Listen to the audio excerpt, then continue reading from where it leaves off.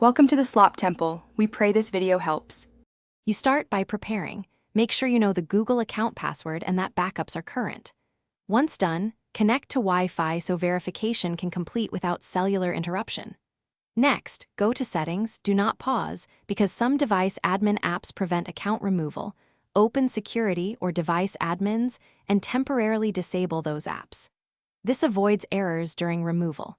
You are now ready to begin the account removal flow in the next section. You open Settings and go to Accounts or Users and Accounts. Once there, select Google and tap the specific account you want to remove. Then choose Remove Account. Make sure you read the prompt because it explains what data will be removed from the device.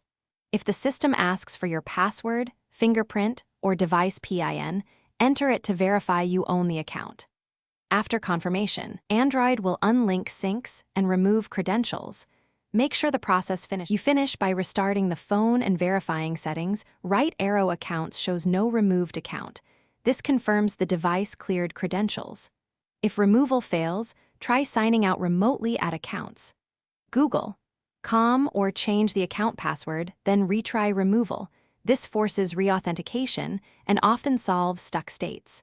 Make sure Find My Device is disabled before a factory reset, because factory reset protection can require the original Google credentials. If you still get errors, recover or reset the password and repeat the steps. Thanks for watching. Consider subscribing if we helped you.